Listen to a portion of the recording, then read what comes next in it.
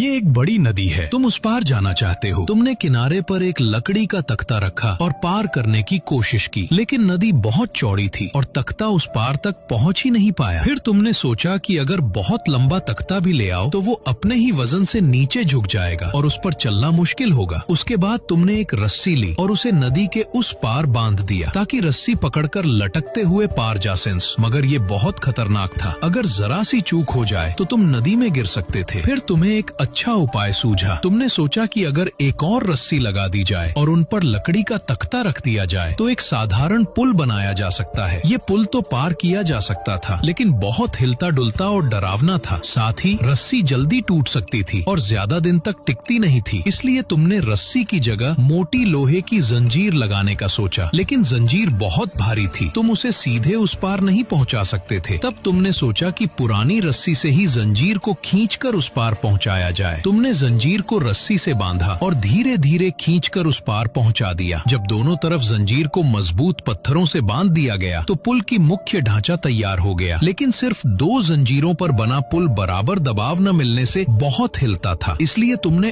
और जंजीरें जोड़ दी, जिससे पुल और मजबूत हो गया। जब तुम पुल पर चले तो तेज हवा तुम्हें गिरा सकती थी, इसलिए तुमने दोनों किनारों पर 4 जंजीरें और जोड़ दी जो रेलिंग का काम करती थी और लोगों को गिरने से बचाती थी। लेकिन अलग अलग जंजीरें अब भी डगमगाती थीं, इसलिए तुमने उनके बीच कई आड़ी जंजीरें लगाईं ताकि सब आपस में मजबूती से बंध जाएं और पुल स्थिर हो जाए। ऊपर लकड़ी के तख्ते बिछाकर अंत में एक मजबूत लोहे का झूला पुल चेन ब्रिज बन गया।